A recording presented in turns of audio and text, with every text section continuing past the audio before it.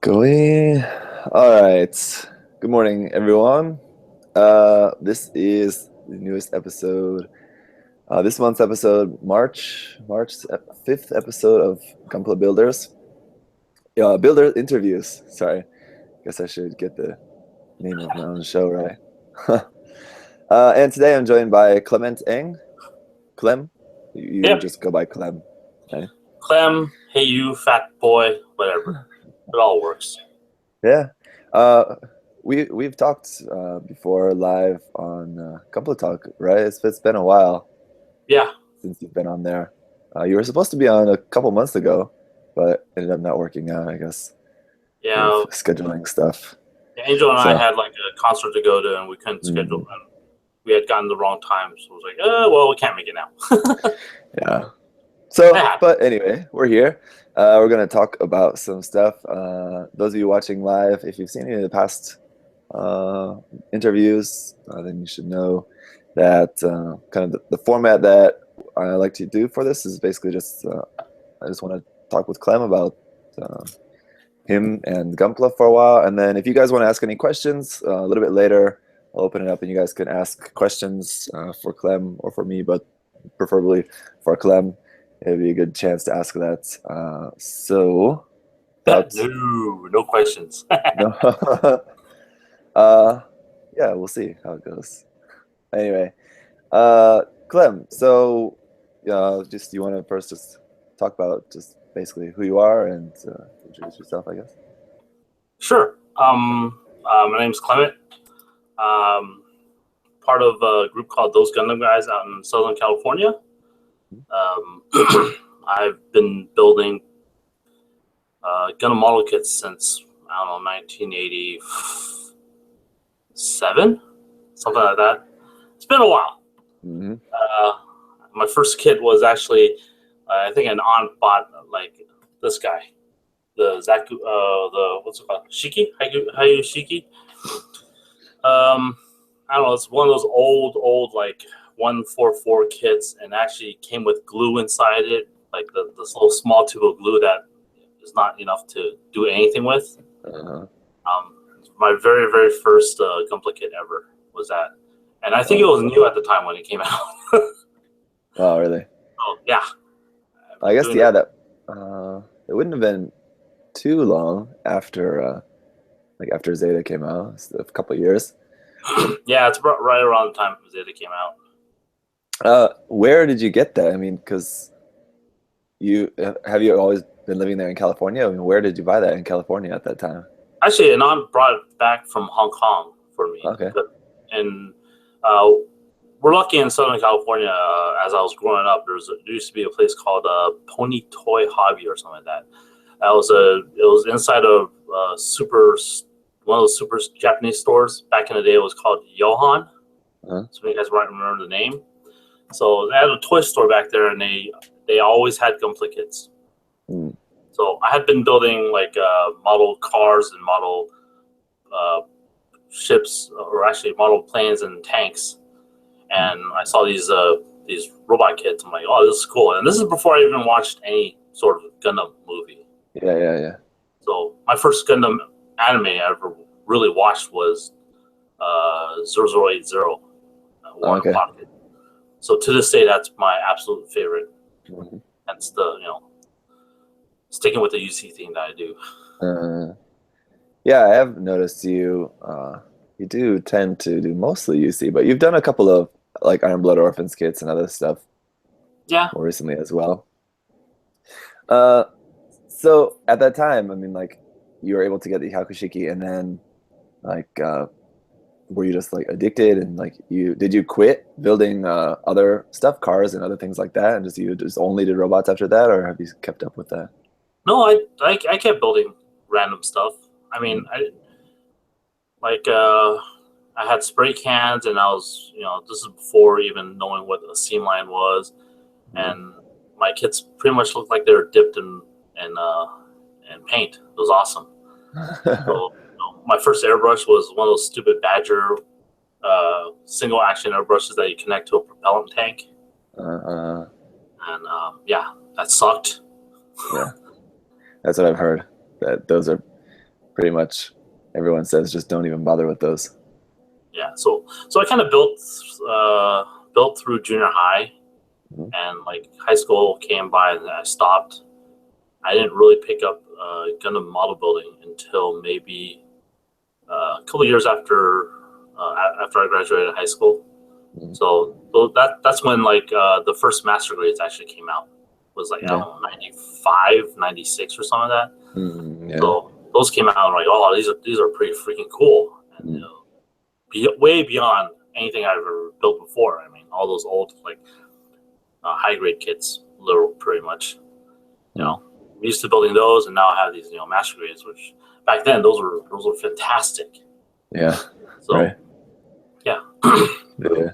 Or like the original Zaku master grades and stuff, and even those. Those are crappy as hell right now. Yeah. You look back at those now. Yeah. Like the one thing, I mean, like the kits, I mean, there's still like a lot of seam lines and the proportions are kind of weird. But so like the thing that was like the worst thing about those for me is just that like the hands looked so awful. The hands were so bad. Yeah. Like, the rest of it, like the rest of it can be charming, seams, you can fix all that, but then like the hands, and like there was I imagine it was probably much harder to get any sort of like option parts for hands at that time, like the late 90s, because I don't know, I have no idea what was available, but I can't imagine that there was a whole lot of options. B Club. B Club? There's a lot of B Club stuff, yeah. Oh, okay.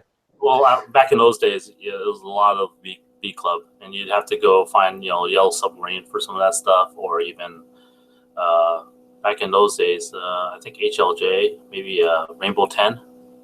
There used to be a Japanese shop called Rainbow 10. Online store? Mm-hmm. But this is like late 90s, early 2000s. Yeah. So that's like online stores were like just really starting to be a thing. Yeah, I'm really aging myself right now. It's like, like, so when you were in junior high, like building, like in the early, like late 80s, early 90s, what would you do like with your kits? Like, did you have like a display stuff there? And also, like, did you have any other friends that were interested in it, or like that you were doing that with, or? Yeah, my best friend that lived across the street, we built together. Oh. So we were buying kits, building them together. There's a couple of friends that built around that time, kind of junior high school-ish, that was building that. We're building this stuff. None of those guys build anymore. They've moved on to other addictions. Yeah.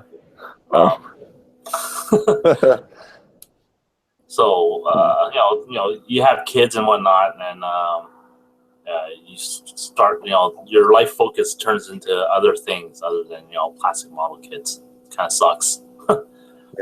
Yeah. Well, I can relate. It definitely takes a lot of time. And yeah, then like, what were you doing with your kits? You just had like your display shelf, or like playing with them, or what? Yeah, back in those days, I used to build a lot of planes. I used to hang them from my ceiling. Oh, okay. So not so much with the robots. I just had like a table that just kind of displayed some of the stuff. I could probably pull out one of my old master grade. Well, actually, that's one of the newer kits that I built, but this is before I got into like working on seams and whatnot. So this is easily probably about 20 years ago that I built this. When did the Zeta 1.0 master grade come out? Yeah, I guess it'd be maybe around 20 years, around 97, 98, I guess. I have one of those lying around that I built back then. It's horrible. Yeah. Yeah. I guess for me, like, number one, I'm just not really that much of a fan of the Zeta Gundam in general, but that would not be a project. The transformation thing on that kit sucked. It made the kits horrible. I can imagine. I would not even want to bother with that. But there are people that love that series and love those sets of kits, the C1, the A+ and whatnot. Tim from Child of Mecha absolutely loves those. He's built so many of those different kits. It's amazing. Yeah. Yeah, that's for sure. Yeah, I guess like the C1, I guess, is something that I would be a little bit more interested in, but all this personal preference stuff. Yeah. Uh, Well, I mean, I've built a Zeta, and I've not built another Zeta ever. after that one, Yeah. uh, well, I've heard, the 2.0 is pretty nice. If I ever wanted to build it, I would try that one, I guess. But yeah, it's just not high up on my list of kits that I want to build. And plus, I've always been a grunt suit guy. So give me your typical, grunt kits like this guy here, Hmm. and I'm Hmm. I'm fat and happy. So hero suits aren't really, my thing, I guess. Yeah, yeah. What was like the first kit that you painted that you like really felt like super proud of? I mean, was it that first Yakushiki, or like was there one later that you kind of like really saw like the potential there of, First kit oh, this was is what I can do? actually this first kit was, I guess, when I was in the military. I was already like in the middle of college. I was in the military, and I had just gotten my first airbrush. Mhm. Actually, I was borrowing an airbrush. It was one of those little Badger crescendos or something like that. And half of it was spray painted, the other half was shaded. So I think it was GM, just a ground GM. Mhm. That was like the very first kit that ever painted. But I The don't have master any. grade. Yeah, Masquerade. But I really don't have any emotional attachments to my kits. I tend to sell them. I tend to rebuild them. I tend to cannibalize them to build other things. So Mhm. I'm just not empathetic towards my kids. Yeah, yeah, I'm pretty much the same way. Like for me, I just enjoy building and everything, and then after that, like I I don't think I would ever like repaint them or anything, or like strip them to repaint them or anything, unless it was like some super rare kit that I like wouldn't be able to find another one of. I really wanted to work on it again. Well, Uh, no, about repainting kits. I've sanded and redone the version 1 Suzabi kit, mm-hmm. Masquerade, and I don't want to sand that thing again, ever. Yeah, So if it's already sanded and I'm just doing touch-ups, I'm perfectly happy stripping it and rebuilding it. yeah, And I've done that like 3 times. yeah. I think at that point I would just buy another one. Yeah, it's too much. But no, I mean, but I can relate in that. Yeah, after I build the kit, I'd prefer to either just sell it or give it away to someone Yeah. once it's all done. But I mean, I'll take some pictures and videos, document it, so I have that, and then Yeah, I can't imagine how much room you have to display stuff either. yeah, that's the issue as well. That of course is also an issue. Yeah, I think I've only got one or two painted kits of my own here on display. But I've got more than that. I mean, 5 or 6 that have been given to me by other people That's kind of cool. that I have on display. So, those are nice. Anyway, so when you've got through all of that, and your friends that you used to build with don't build Gunpla anymore, but now obviously you've hooked up with your friends there, and you guys made Those Gundam Guys. And so, how did that get started? How did you meet those guys? I guess at first. So you really want this story? Okay. I I guess think. let's go back to 2005, 2003, 2000 to 2006, right?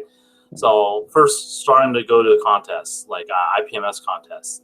Mm-hmm. That's where I met Brandon Hopkins. He's one of those Gundam guys at that contest, and I realized that there are people that actually compete with Gundam kits, Mm-hmm. and then going to those IPMS contests were also looked at as glorified toy assemblers. Mm-hmm. So it's a little discouraging, but then they actually had a Gundam category. So, but then the quality of Gundam kits there wasn't there.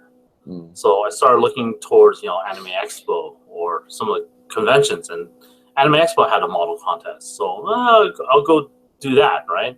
Mhm. So win a couple of times and realize, okay, this kind of sucks. There's no one that's building decently, so I ended up being staffed there to run that contest. Okay. And running that contest was doing okay, and that's about the time the owner of Bluefin came found me and asked about, how do we do this, Baku or the precursor to GBWC in the United States. Oh yeah. For those couple of years, 2007, 2008, I think it was online. So the distributor wanted to go away from the online thing and approached me and said, "Hey, so how would you do this?" Mm-hmm. So came up with the idea that we should do preliminaries across the country to get a broader scathe of the entries, and then and from there you could narrow down your final winner, and you have a pretty good representative of a good modeler in the United States to represent internationally. So I ended up helping them with that, and that ended up I dropped doing the contest at Anime Expo. And since there were two contests at Anime Expo happening that one year, I think 2007 or something like that, they ended up dropping the Anime Expo portion of the contest and just focusing on having Bluefin's contest. Now, the downside of the Bluefin contest is that it's Gundam centric. It's only Gundam. Back when the anime convention had a contest, you could put anything in there.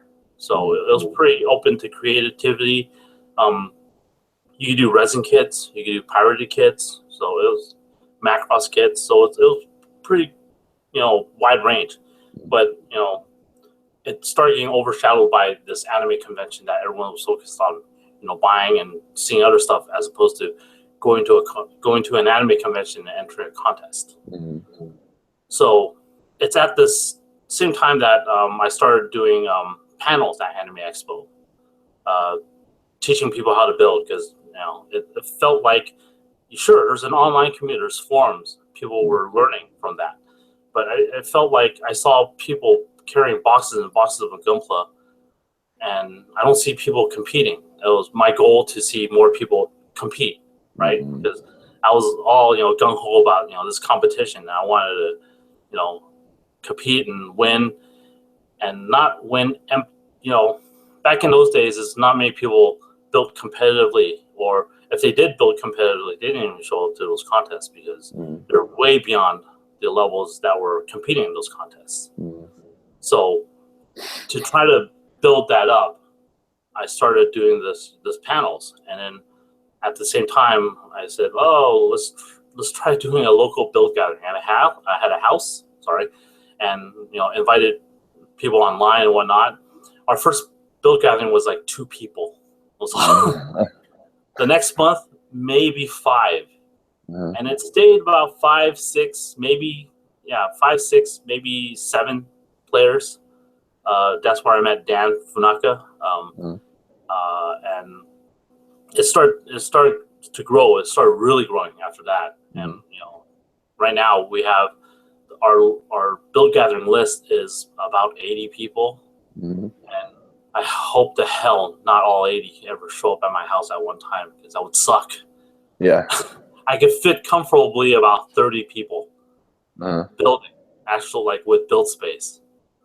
So, and that's just spurned on, from there. Even 30 is pretty crazy. That's quite a lot. Yeah, it's kind of crazy. Yeah. And then, going back, we've been doing these build gatherings, right? And I meet these great people. Some of the closest friends, are from these build gatherings, which I encourage lots of people out there to do build gatherings. And I've been told by a lot of people that they follow this formula, and they all have their own build gatherings, and it's grown from there, which is, amazing to me that these communities are growing, and people are finding, oh yeah, this guy builds Gundam too. I was like, oh, cool. And you don't necessarily have to build Gundam either. There's people that build ships. They're just model enthusiasts, and you can learn those skills from there. So stemming off that, we still, as a group, went to these IPMS contests, and year after year, just we get all worked up and pissed because we're just not seeing eye to eye with contest judging, right? Yeah. And I have a interesting perspective about contest judging after being part of GBWC, after our own SCGMC contest, and IPMS contest. So, I right now I just try to teach people to build, and with the understanding that if you're going to build for a contest, you're not building for yourself, you're building for the contest.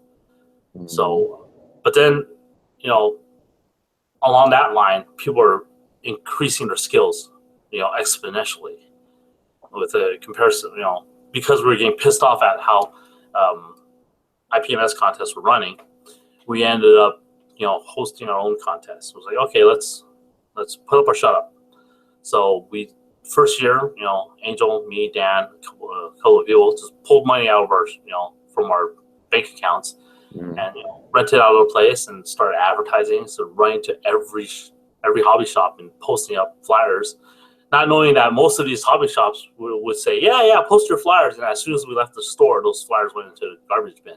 Oh, jeez.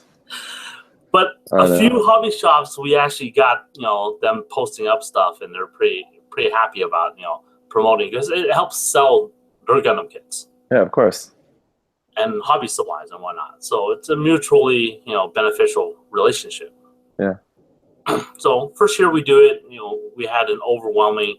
We were surprised at the number of people that showed up. We had over 100 people show up. Like, wow, yeah, this is actually going to work. Yeah.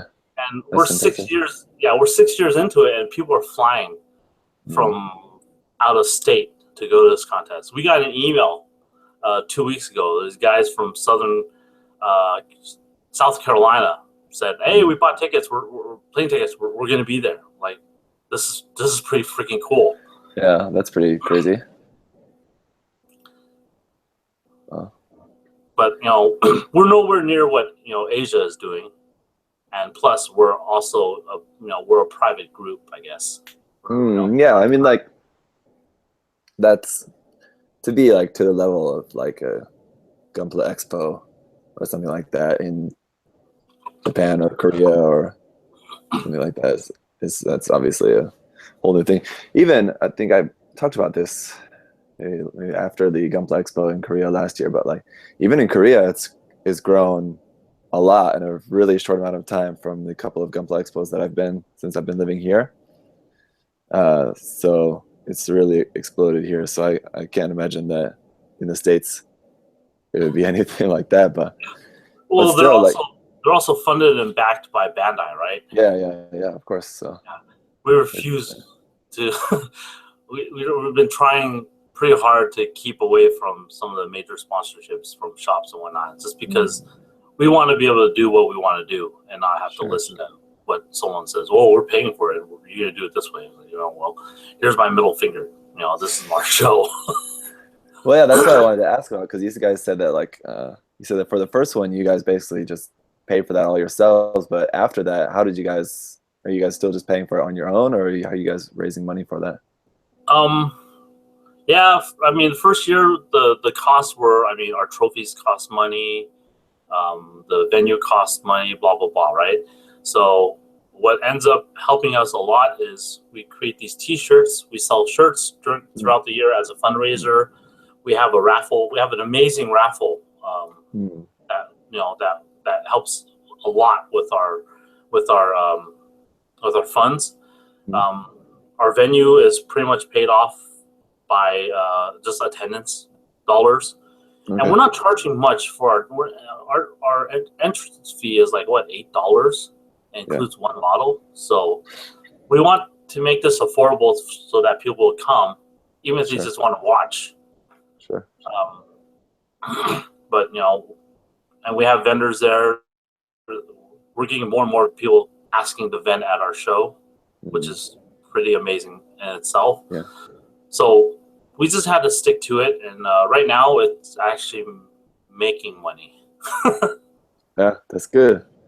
Well, that's very good. And you guys continually every year, like getting like bigger venues and making more and more events and stuff every year, right? Yeah, we tend to try to dump as much money we make back into the show because it Mhm. just makes the show that much better. Sure. We're all constantly looking for ways to improve the show itself. So, Is there any vendors that you don't have yet, but that like you would really love to see come out and like represent at the show? um, no, right for now. I mean, last year we had Volks show up at our show and vend at our show. That was pretty big. Yeah, that's pretty cool, I guess. So something like that along that lines, like if we could get, I don't know, this is a double-edged sword. So if we get someone like representative of Bandai Hobby there, maybe do something. We've never asked for that favor. I don't think we're going to. Yeah. But it's one of those things that, if that happened, that's another draw there. But there's also consequences to having them be there. I mean, they're gonna walk around our showrooms like, okay, you're giving away pirated kits. You have pirated kits on display, and I don't think they understand that it's a model contest.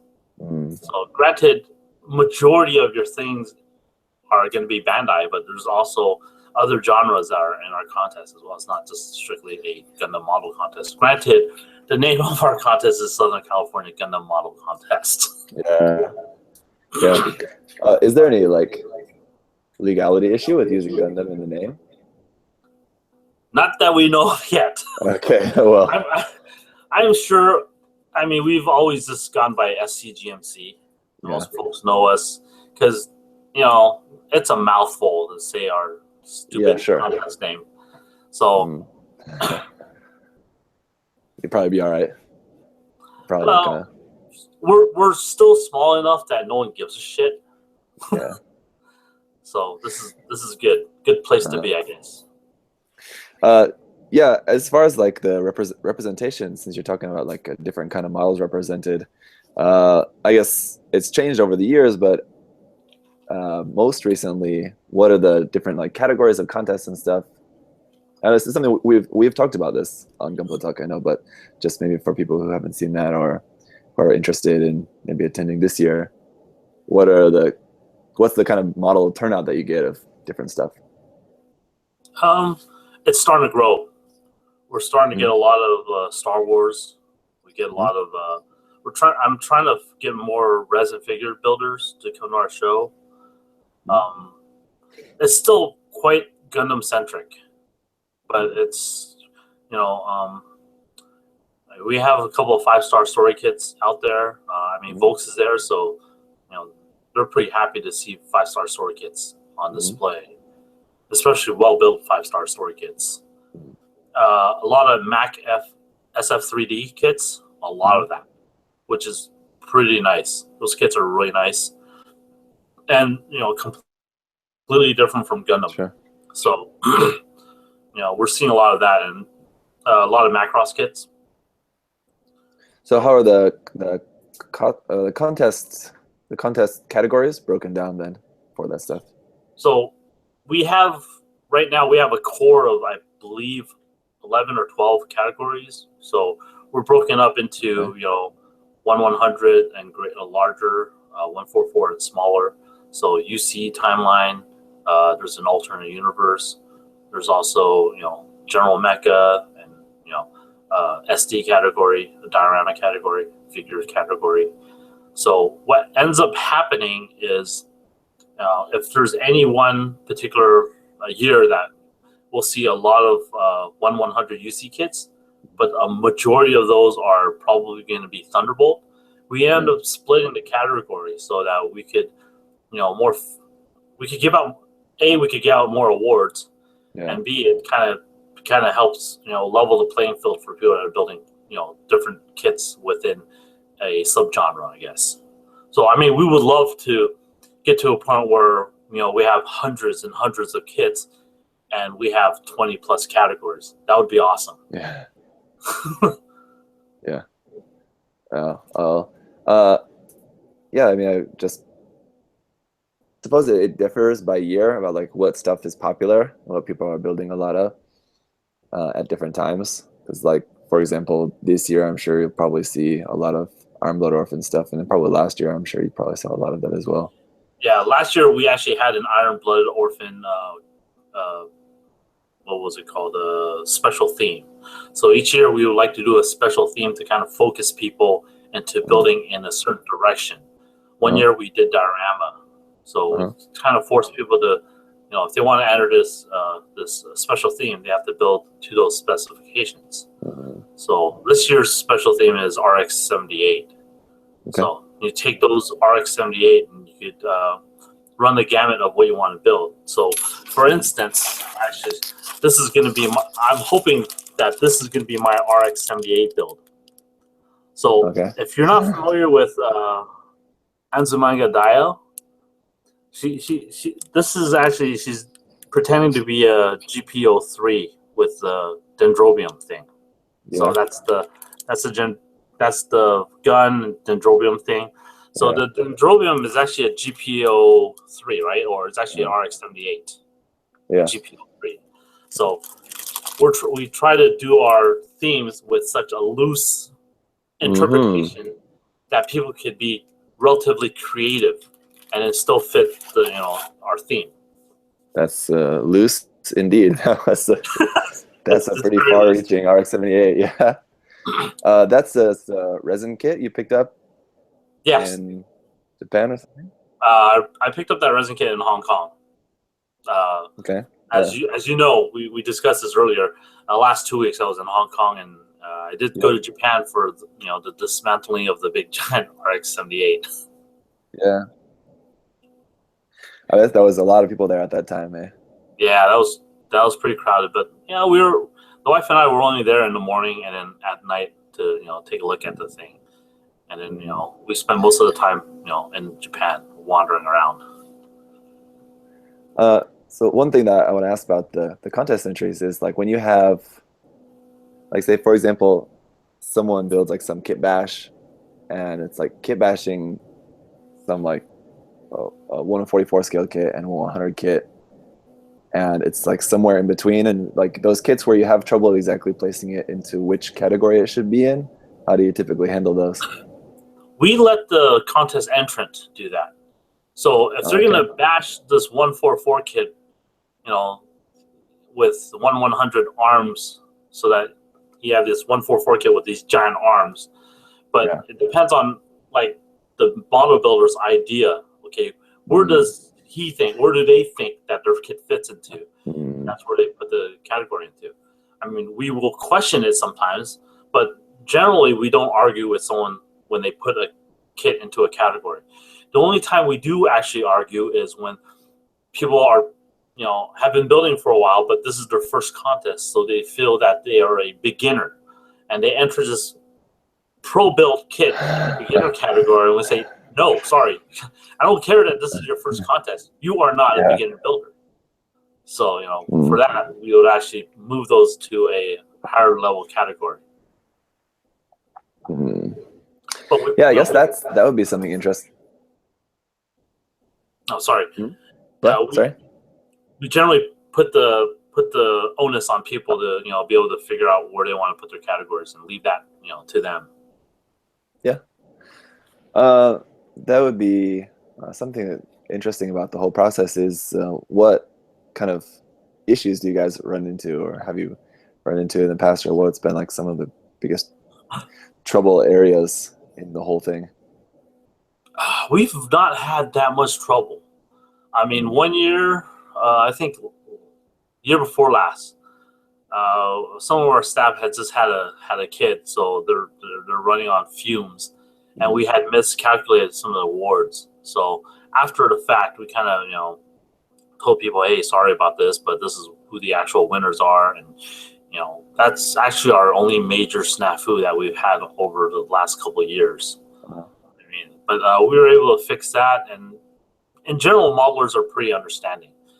Yeah. But a lot of the times, it's fun to just sneak around in the crowds and listen to people bitch and complain about who won.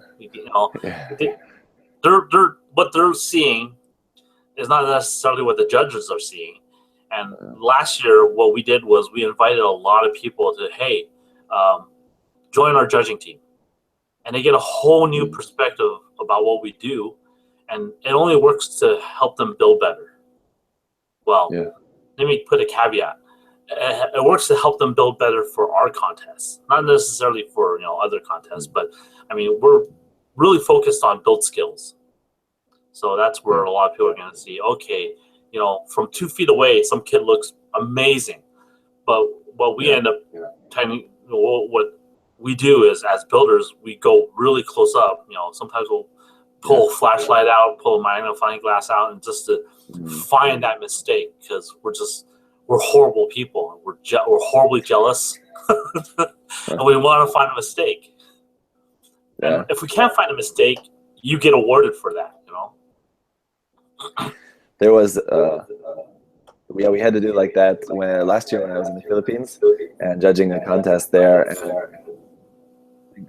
just unfortunately also the lighting was just not that good in that area anyway. But it was funny. It was like me and I think 2 or 3 other judges, and then we also had like the flashlight team going along with us. So like we had maybe like three of us that were like, we're judging, or like going down the line judging, and then like 2 or 3 or 4 guys as well going along with us, like with their phones, like lights on, to help us like getting up. Because we were doing like that, like getting up really up close to the kids, and like just like checking with the flashlights, and you have to like going around. It's like a team effort there. So it's one of those things that I really don't like about online contests, is because that factor of I can't get really up close and kind of 3-dimensionally look at something. So to truly appreciate all the work that's gone into it, not to necessarily destroy it for not being a well-built kill. Have you had like any winners that have been like any of them that you can remember as like your personal favorites that you just really loved to have won? We had one guy that we saw the kit and we said, why don't you go in experts? No, I'm not going to go in experts. And he scratch built a XAML kit, 1/100 full scratch built XAML kit. It was amazing. And we kept telling the guy, you belong in experts because you built and designed this stuff. And that stuck out. Last year there was this turn A that was flawlessly done. And what sucks now is year after year, it's getting so hard to judge. People are getting so good, and there's a level of pride there because people are willing to work this hard and come to our contest and compete, and we're just as a group we're completely blown away. And I mean, in the past couple of years, a number of us haven't really entered the contest because there's a fear that we've been going to enough contests that we know that certain contests people put those contests on as a self-congratulatory type thing. They're just there to win their own awards. I mean, I buy these awards. Let me pull them out. I buy these damn awards. I have them all over my house. Why do I want them? I want to give these away to people. And then a lot of people were saying that, hey, we want to go to this contest because we want to compete against you guys. We want to know, so it's getting to the point. I mean, it sounds douchey. It sounds condescending that, oh, you guys are too good. You're reclusing yourselves. No, it was not that. We just want to foster the growth. And it's gotten to a point that, we definitely won't win if we compete. So this is definitely a good thing because it forces us to step up our game. Sure. So I think this is a good thing, And then one of the first years we had our contest, and a couple of us were winning the awards, and some of the guys were standing around saying, "Man, they just put this contest on to pat themselves on the back," and that's the first thing that we want to happen. And the guy that said that was actually he joined our group. His name is Mike Wine. I'm throwing him under the bus. So he's one of those guys, big guy out there saying, "Oh, you guys are just winning win all the awards." And the next year he came back. He learned how to use an airbrush, and he took all the awards. Yeah. And he became that douche. Yeah. He's like one of the Those Gundam Guys members, right? Yes. Yeah. No, and so he, I guess, came around. It sounds like He's very detail oriented, very focused. So all we have to do really is good. he started showing up at the build gatherings and start seeing kind of little tricks and things that Dan and I and a couple other builders were doing, and he just took it to a different level. He's like, all right, I learned. Now I'm gonna spank you with what you taught me. Yeah, he's really good. He's been doing, like, I guess this has been maybe a few months ago that he was doing the lighting, LED lighting in that Macross kit. Oh yeah, he finished that last year. That was really cool. Really Yeah. nice lighting in there. What's really disappointing about that kit is the doors don't slide open. Oh no. Yeah, I hope he Next watches. year he'll do it and like it'll be like totally tricked out. He'll just take it to a whole new level. Nah, it's an ongoing joke that we had with him. It's like, why don't the doors slide open? He got more and more mad. It was great. And with our group, we're kind of a bunch of assholes. So it's kind of hard because then when we joke around with each other, it's pretty biting. But if we're joking around with you, it means we like you. And if we're being mean to you, it's because we like you. Most of the time. Yeah, that's good. So going into the future, I mean, just to kind of wrap up about the contest anyway, going into the future, it sounds like you guys are pretty much in a kind of place you want to be already. Is there anything that you guys want to do like more of or differently in the future? Sorry. As I was saying, I got a message from Mike Wine. He's watching this. Okay. He called me an asshole. It's great. Sorry. Repeat. Future something. Just going into the future. I mean, it sounds like you guys are at like kind of where you want to be in terms of like the level of the whole event. But is there anything that you guys want to do more of or do differently, like in the future? Yeah, Angel's goal is to have like a 3-day convention. Just Gundam Con or some horrendous thing like that where our contest is one aspect of it, but right now we're starting to get cosplayers that show up at our event. We're starting to get more and more vendors, and eventually we'll grow from this. But what I want to do is not take that big of a bite. Just grow slowly, something that we can handle. Otherwise, it becomes a shitstorm, and it's like we don't know what the hell we're doing. Yeah. So, but yeah, sure. We're enjoying it right now so far. As is now, it's 2 days. Yeah. No, it's 1 day event. Oh, it's 1 day. Oh, okay. Yeah, it's a pretty packed day. Yeah, I was gonna say, you guys do quite a lot. It's a lot to pack into a day there. Yeah, we have a live demo. We have hands-on airbrushing, a lot of hands-on like demo stuff. Because as a builder, I could sit here and watch YouTube videos all day long, but until I get something in my hand and actually start destroying a part or making a part, I'm not going to really understand, all that goes into it. So we hope that these live hands-on demos kind of help people break out of that fear of grabbing onto the airbrush or grabbing onto a Dremel and cutting into things. Yeah, in terms of I think we also talked about this maybe before with Dan, but just the logistics of demonstrating an airbrush or demonstrating painting or something indoors. How did you guys do that? Carefully. So we used our own tables. We have a bunch of tablecloths out there, and it's a pretty well controlled environment. And we're not spraying a lot of paint. Yeah. We are actually using acrylics. We make it a point to use acrylic paints because of that. Otherwise, I could just imagine us spraying enamels, and the people in the back room are fainting from toxic fumes. Yeah, right. But we've been doing this for the last 6. We've had the airbrush demo for the last 6 years, and it's been fairly successful. And we hadn't had complaints.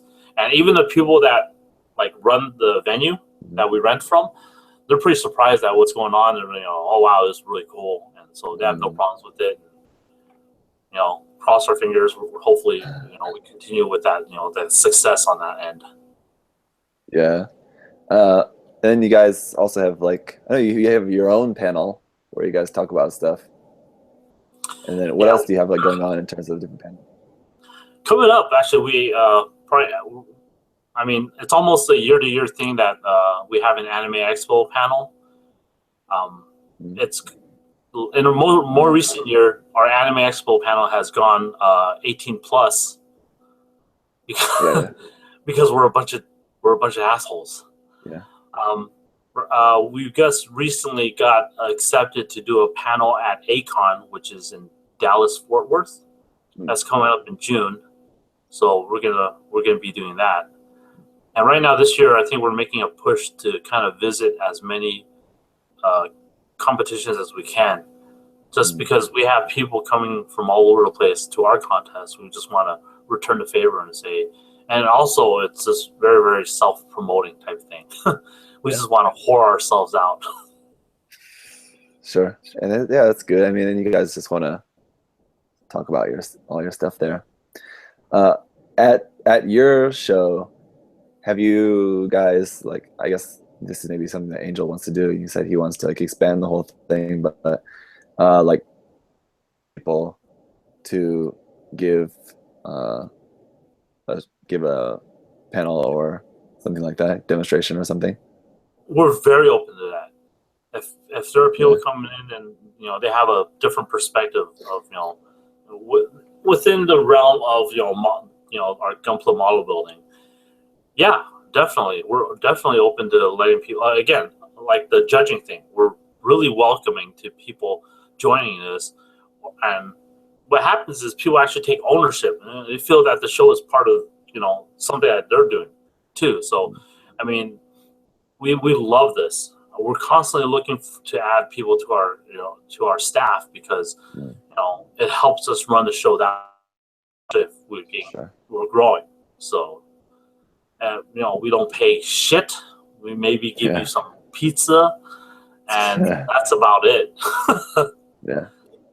So it's definitely kind of a labor of love type thing. Yeah. I'm sure you could still get a lot of people who would be interested in doing that. I'm sure. All right. Now, I did want to also take some time here before we open up to some questions to just talk about just your modeling in particular. So just kind of totally changing off the subject of SCGM. Just because I wanted to talk just about you and what you're doing there. So how would you describe your style? Just because you have your blog and everyone can see some photos of your different work, but there's quite a wide range of styling going on usually. So how would you describe it? I'm very experimental. I mean, I try to I try to expand my horizons on build skills and whatnot. So I've taken inspiration from all sorts of modelers, but yeah, I do have a pretty wide range. I do something completely shiny and flashy, or do something completely weathered and damaged. So they're all very different skill sets, and I think having all those skill sets is a good thing, and also it keeps it from being boring. So I mean, if I take my camera and look at the mess that's on my desk, this is a project that I've been working on. So I've gone to using a 3D printer to kind of print parts for this rifle.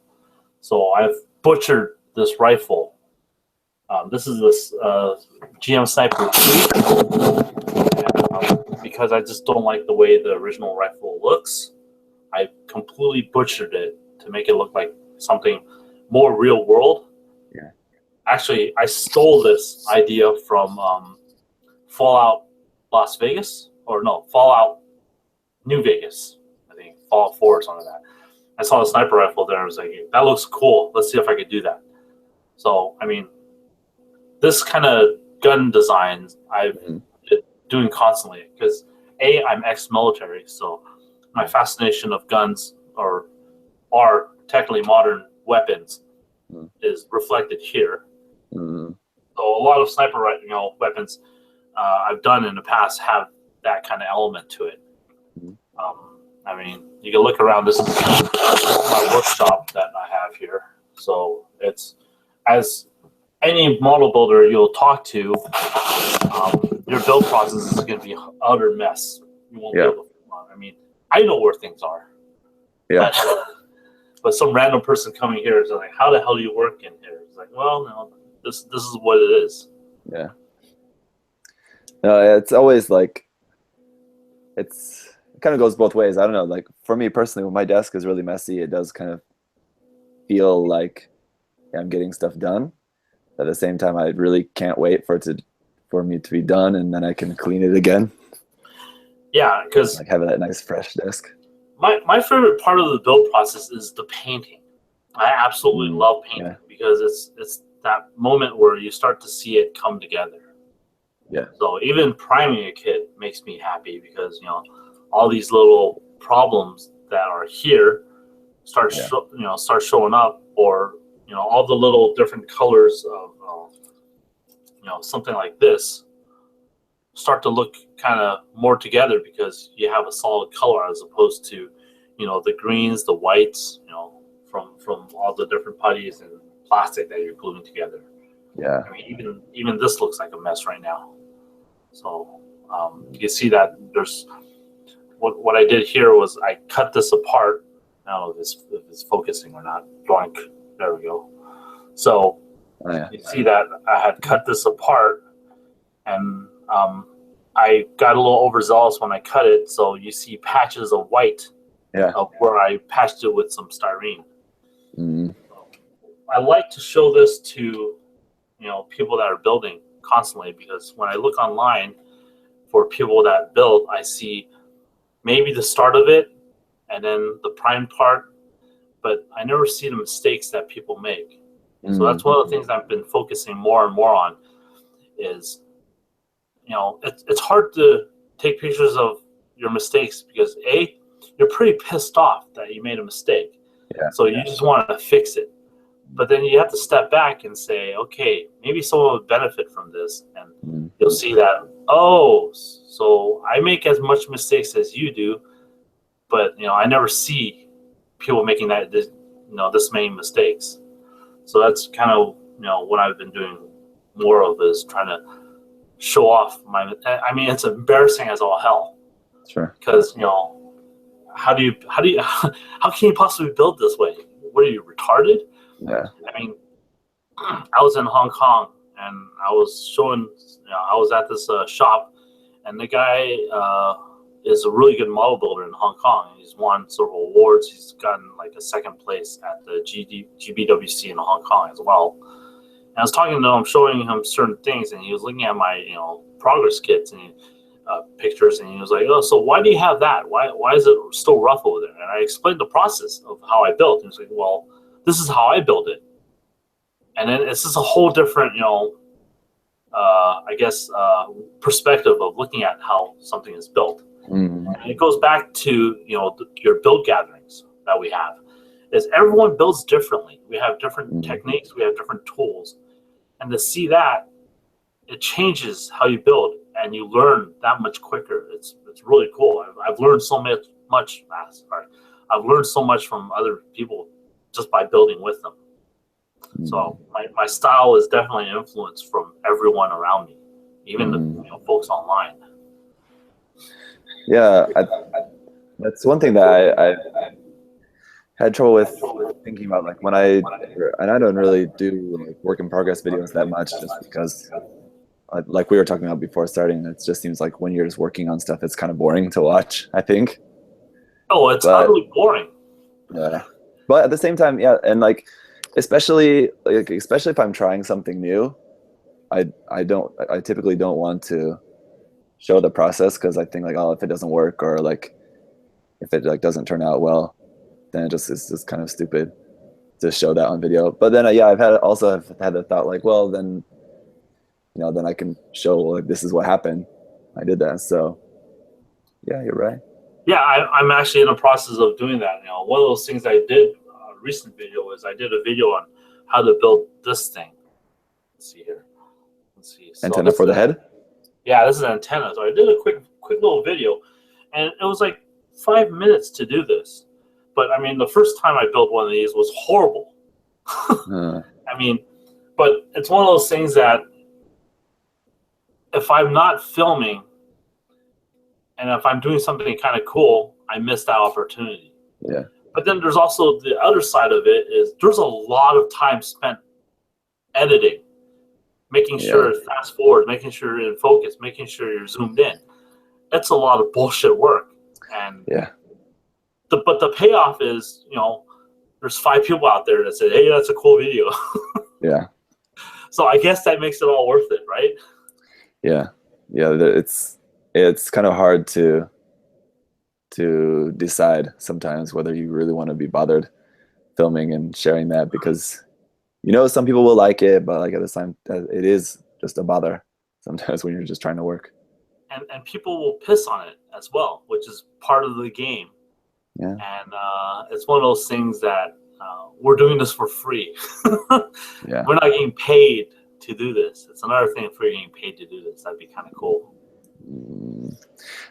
So just speaking of your blog too, when did you start that exactly? I started actually before it was a blog. It was just a website back in 2003, I think. 2000, probably 2000, about 2000, I think. And it just first started as, kind of showcasing my kids and whatnot. It was a place that I could store pictures. And so I've been building on that. And I figured back in those days, there was a lot of forum questions and whatnot. And people were getting tired of answering the questions over and over again. So if I wrote a tutorial and just linked it every time someone asked a question, that answered the question. That was the ultimate reason why. Yeah, that was the reason why. Or it opened up more questions, or it opened up an expert looking at it and say, why are you doing it that way, dumbass? You're the blind leading the blind. So, it's trial and error. And what's great is nowadays there's so many people that have their own blogs or even video blogs of stuff that, they're doing tutorials on. It's fantastic. And how about the name? Where did that come from? Let's see here. Let's see if I have the little damn thing. So, I had this. I'll find it. Give me a second. I think I know where it's at. Sure.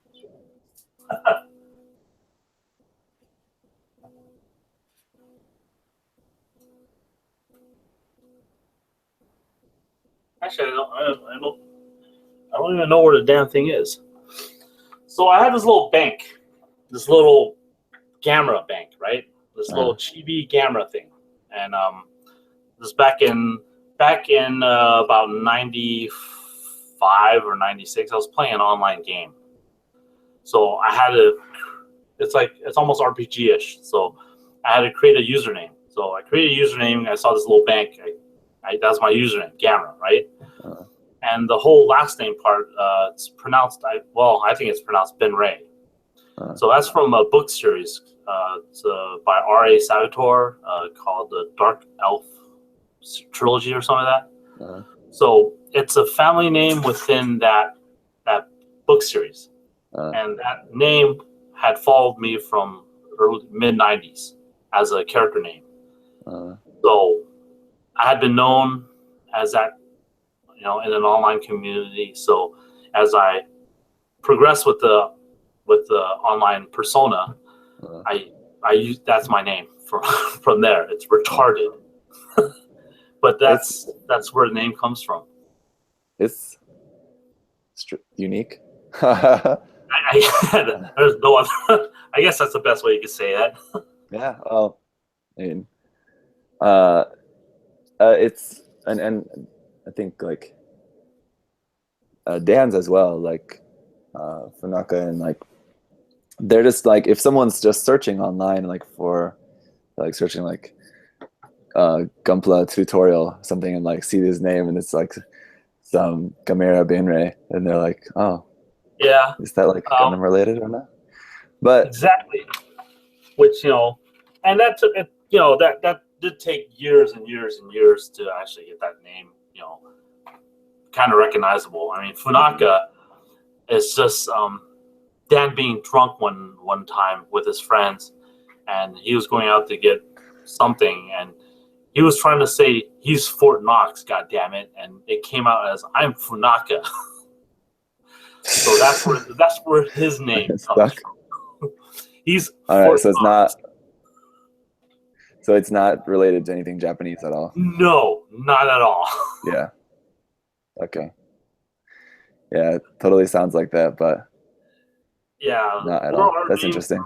Yeah, where our names originate from, it's very, very, very. I guess it's because we're old, so that's kind of why that stuff comes about. You know what? I think I know where it's at. Okay.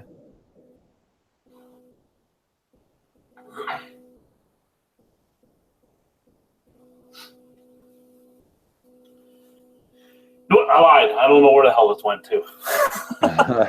It's not a big deal. All right. Anyway, it's a cute camera coin bank. It's a cute, chibi flying turtle that's supposed to be in the Godzilla world, the kaiju. Mm. I was actually explaining the name because when I was in Japan, I went to the shop for finishers where I buy a lot of finishers paint. Mm. So I actually went to the shop and I was talking with the owner, and he's like, he recognized my name from email, conversations. Like, what does your name mean? And I explained the first half. So, oh, you like kaijus? Yes, I do. So that was kind of cool, just chatting with him. Mm-hmm. When you guys, how do I want to say? I guess when you guys meet up and you guys have your build gatherings, like you said, it can be pretty wild. And do you guys usually like eat and drink or like make a day of it, or how does it usually go? Like when you guys have build gatherings? So build gatherings usually start about 2 p.m. in the afternoon. Some people show up right on time. A lot of people show up at like 2 hours later. There's a lot of building that happens. Sometimes there's a lot of drinking that happens. Back when Rock Band was popular, there was a lot of Rock Band and drinking that happened. And then after drinking and possibly eating dinner, we'd go back to building while drunk. Mm-hmm. Usually some of the best ideas come from that. But, there's times where I'll have a barbecue. So we just fire up the grill and people bring raw meats. And it's generally just not necessarily, you're there to build, but, you can build. You're there to socialize, learn tricks and whatnot, and get up to date on what people are working on. And it's basically an exchange of ideas. It's pretty much just a party is what it is. For us, very cool. A lot of alcohol is consumed, unfortunately. I'm actually later today. It's still 9 a.m. here, but probably around noon today, I'm off for a bachelor party for a Korean friend of mine. Oh, that's a lot of drinking. So it should be a fun day. I guess. Yeah, we'll see. We'll see how it goes. Because then tomorrow night, so like we're going to Busan and going to be staying there, and then coming back tomorrow, and then tomorrow night I'm going to be doing another live show, the show that I do with Josh. Okay. G-Check, our show where we just look at kits and talk about them. But yeah, we'll see during that live show if I look like just dead. That's going to be why. See, that makes for an interesting perspective sometimes, though. When you're drunk and slurring, that's great. Well, hopefully at that time I won't still be drunk, but sobering that'd up. Be pretty. Yeah. That would be pretty amazing. But yeah, I'm gonna try to, because no, I'm a dad and That never stopped Funaka. full-time YouTuber. Well, I mean, just my point is that these days I don't drink that much, so I think my tolerance has dropped a lot compared to maybe what it used to be a few years ago when I lived in Japan or something. Yeah, if we look back at our build guides, we've been doing them for like 10 years now. And maybe 7 years ago have been probably the more wild ones. We're 7 years ago, we're a considerable age gap from where we are now. So the amount of alcohol consumed back then is staggering compared to what's done today. It's pretty tame these days, I guess. Gentlemanly. Slightly more gentlemanly, maybe. Yes. We're taking sips. We're not pounding drinks. Yeah, that's the thing before too. Like when, before a few years ago or something like that, I'd drink a lot faster. And I just remember I'd always one of my friends, who I'll actually be going there with today. He's Irish actually, but I would always be giving him shit because every time we're drinking together, he drinks really slowly. Always being like, hey, quit nursing that, hurry up. But now these days, even just these days, pretty much the only drinking that I ever do is maybe a couple nights a week or something like that. I'll just maybe have one beer with my wife together, just at night, and she drinks faster than me, and I'm just really slowly drinking that, and then she finishes hers and then starts drinking mine because I'm not done with it yet. So nice.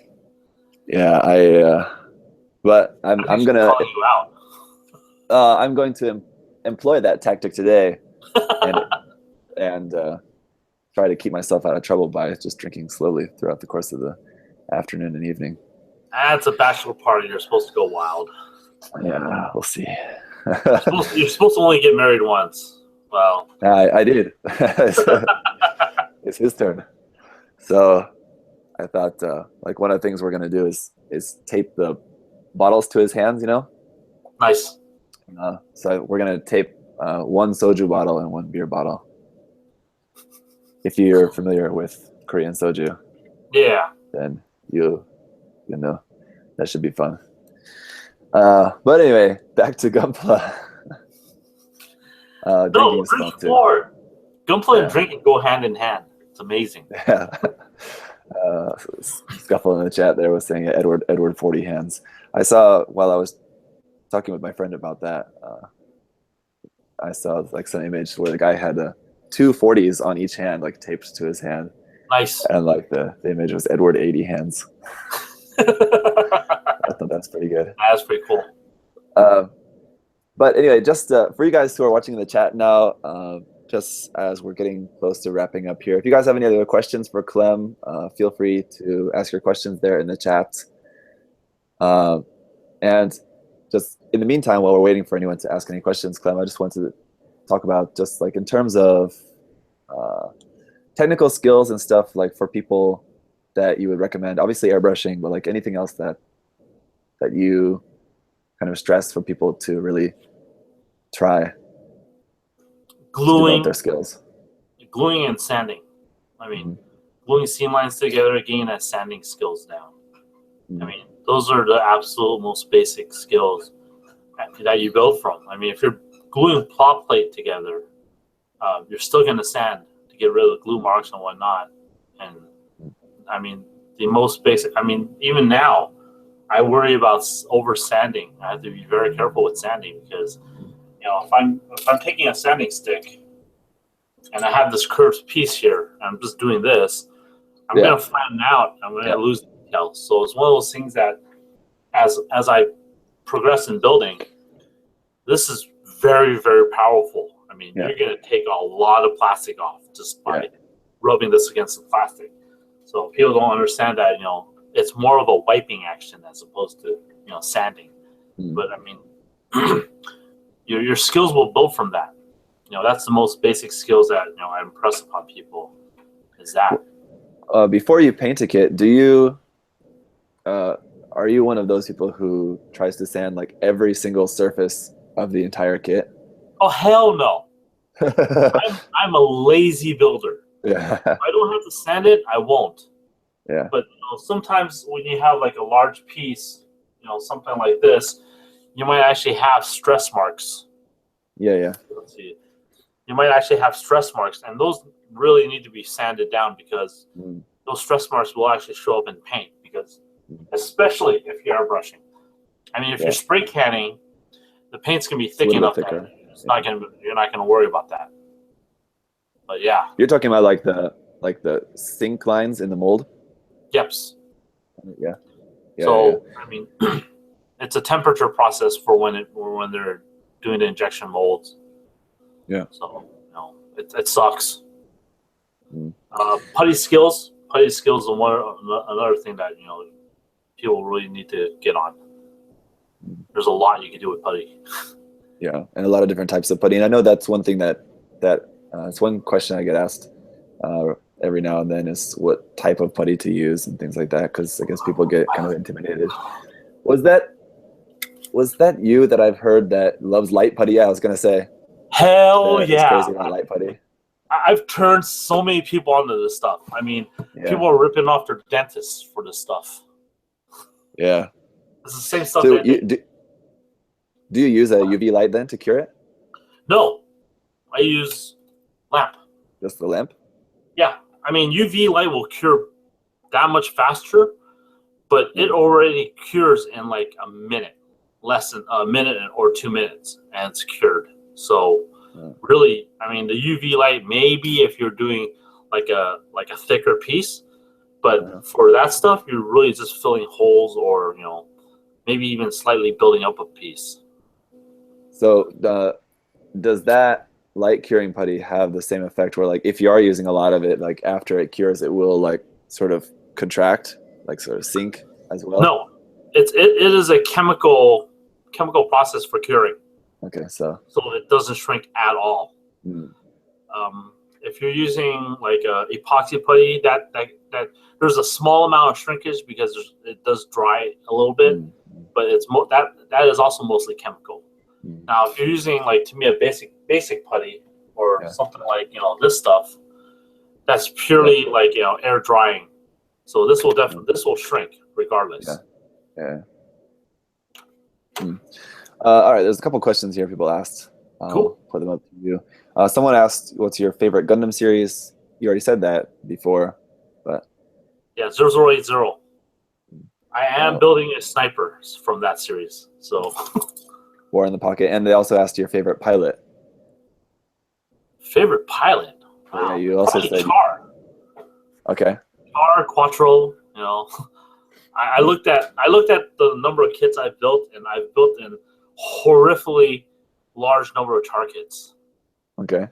I'm definitely a Char fanboy. Okay. There you go. Someone said, Scuffle asks, Clem, who would win at Build Fighters, you or Tim? Tim? But he said actually, wait. I take that back because Tim's kits are pretty fragile. So all I have to do is build a solid bear guy and take him out. Okay. There you go. Yeah, he also included the note that there's a time limit that you have to complete the kit in less than 3 years. So I think you might have the advantage there. Oh yeah, I have the edge on that. Well, actually, technically no. I just recently finished a kit that took me 8 years to complete. What was that? High Nu. It was actually the first Bandai High Nu the plastic kit, and I had a Vicious Project conversion kit, and I finished it last year and literally started it 8 years ago. There's pictures of that there on your blog, right? So people can check that out. Futubaoi asked, have you picked on Squee again yet? Squee's mad at me, but I love picking on that guy. He's awesome. I met him first time I met him was in Comic-Con a couple 2010 or 2011, I think. I don't remember. He's a good kid. He's hilarious. I haven't really talked to him much lately. Is that referencing something? Did you piss him off before or something? Or no, before? this is part of like when I just kind of blew up when we had the our last broadcast. So I haven't really talked to him since.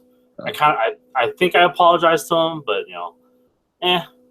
I'll talk. I'm sure I'll talk to him eventually. I'm hoping that he'll make it out to our show one year, because I know he's been saying that he's going to try to make it out to our show. And I offered, for him personally, I told him that he's more than willing to stay at my place, because I know the guy kind of. Yeah. Scuffle also asked, "What is your Holy Grail kit?" Holy Grail kit. So we're talking like a kit that I own, or a kit that, let's see here, that's so expensive.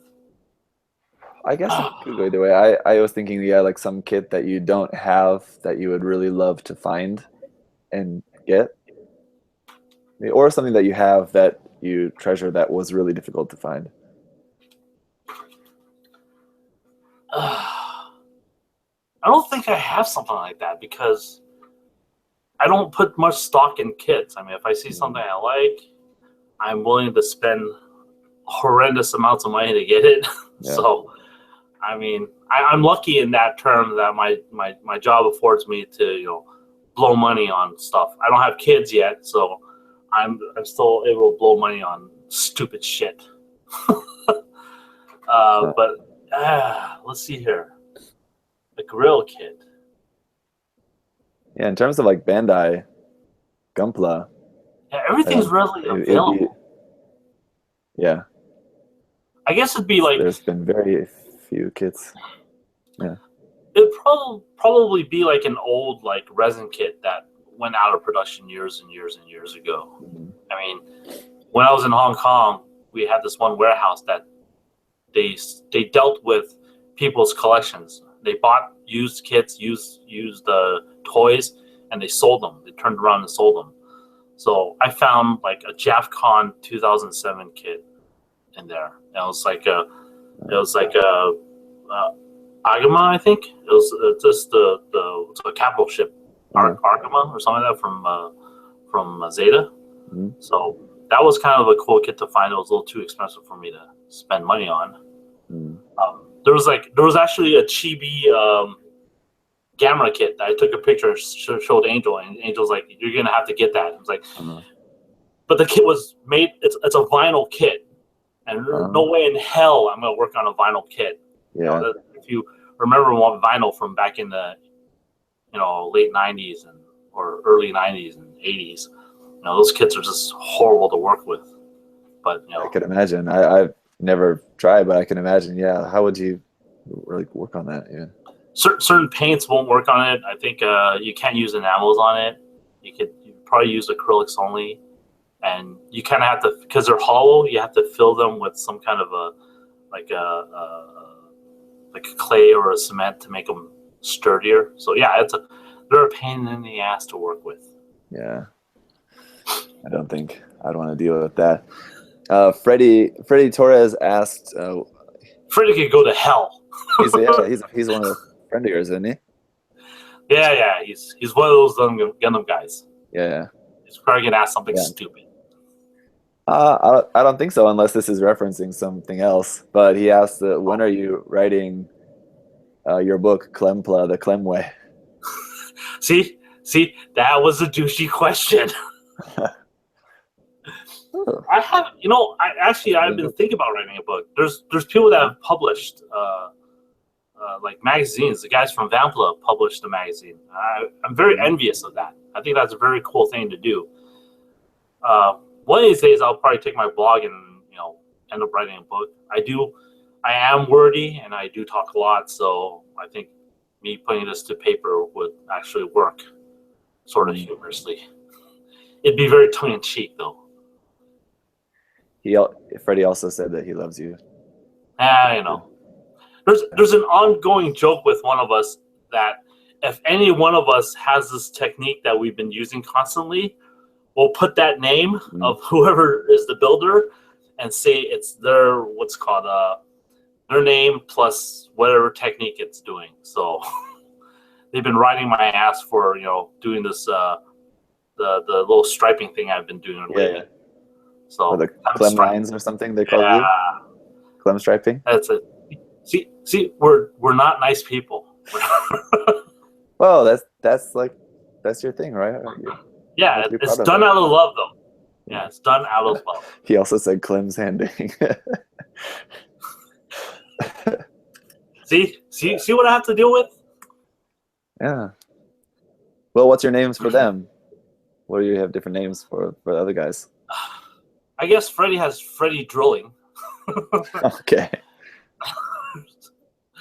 There's I mean,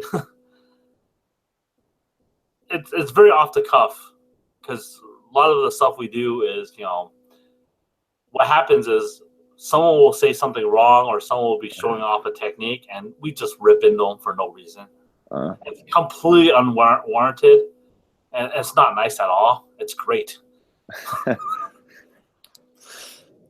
That can be fun though. It is a lot of fun. That's why you have alcohol there on hand. Just makes the build Sometimes gatherings. we're dead sober when we're just being mean. Oh, well, that works too.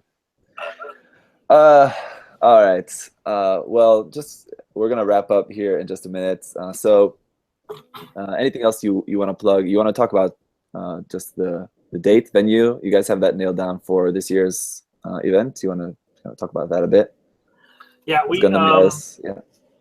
our event is November 4th. It's a Saturday. It's all day. It's in Fullerton Community Center. So it's a very, very good show. And I will not hesitate to say that it is, in the United States, it is the biggest gun plug contest, period. So, I mean, not being, cocky or anything about it. It's just kind of a fact. Yep. Where else? Aside from your blog, you guys have your Facebook page, and you don't have your own personal modeling Facebook page, do you? Right? No, I don't have personal modeling Facebook page. I mean, we have those Gundam Guys on Facebook. We also have thosegundamguys.org on our website. That Freddy's supposed to be cleaning up and fixing and making it look modern.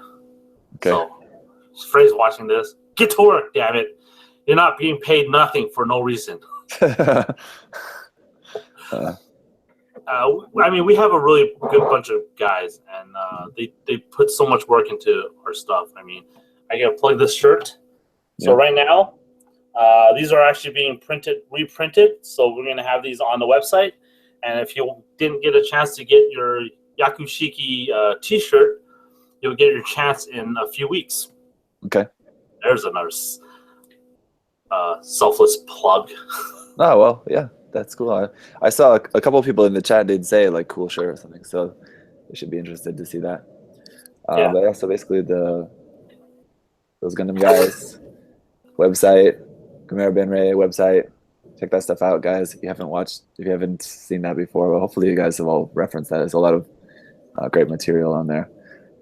So yeah, again, Clem, just thank you for your time today. Really appreciate it. Thanks for doing this, and thanks for letting me plug the shit out of my own stuff. Oh, that's what it's all about, right?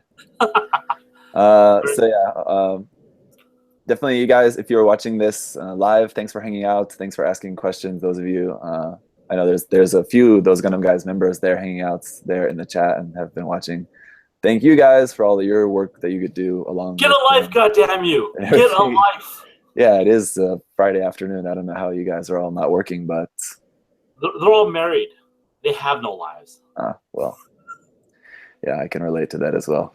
This bachelor party I'm off to this afternoon is probably going to be the one time hanging out with my friends for 6 months. That's how it goes. You should do build gatherings. I don't know how you do this in Korea with such small areas. Yeah, the space would be the problem. Also, just the language barrier. I mean, my Korean is all right, and I know there's a lot of builders. There's actually a plamo class, after school class at the school where I teach at. Cool. And somehow they didn't ask me to teach it. They don't have to ask you to teach it. You just go in there and sort of start teaching. Yeah, Actually, I mean, that was going on last year. We just started a new semester a couple weeks ago, a new school year. So I'm not sure if that's still going on this year or not. And I'm pretty sure just that like my principal and vice principal, my principal of my school just don't know that I do this, but a lot of the other teachers know. So I don't know. No one at work knows my personal life. Screw them. I mean, like, there's just like my few co-teachers who I share an office with. So like, at least a couple days a week, I'll spend a couple hours in the afternoon in my downtime, like I'm snapping a kid there at my desk. Oh, cool. They know like what I do. That it's my hobby and about my YouTube channel and all that. So that's kind of cool.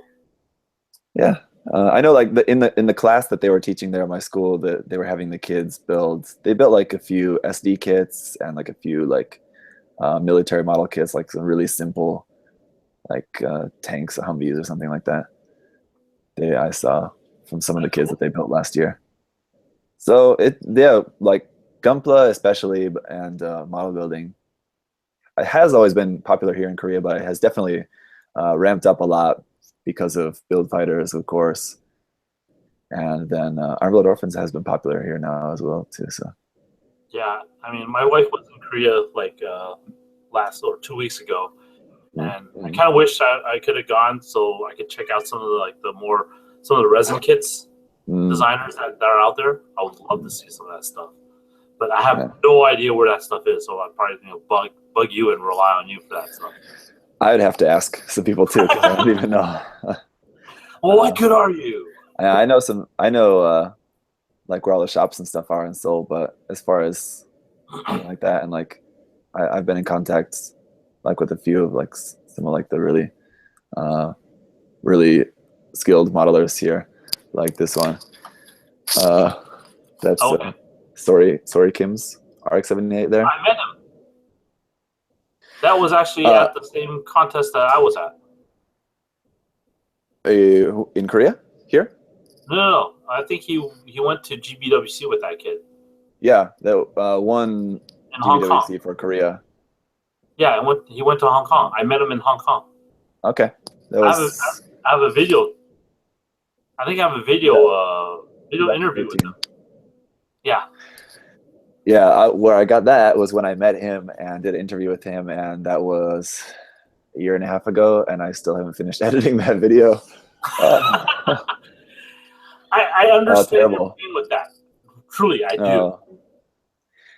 Just because it's all in Korean, so my wife has been helping me with the subtitles. But like right at the same time that we did that was like that I did that interview with him probably about a month before my son was born. So yeah, just how it goes. Big pause button. Very cool. No, anyway, so I hopefully we'll get that finished sometime and then share that. It's a really cool interview. He's a really cool guy. He had a lot of cool things to say, I think. So hopefully we'll get that out to you guys pretty soon. You can check that out. Very cool. Anyway, thanks again for your time, Clem. I got to run. Hopefully you have a great rest of the day. Good luck working on the sniper there. Drink lots. Yeah. Drink lots. Thanks a lot. Thanks a lot, Zach. Yeah, we'll talk to you later. Thanks, guys. Bye-bye.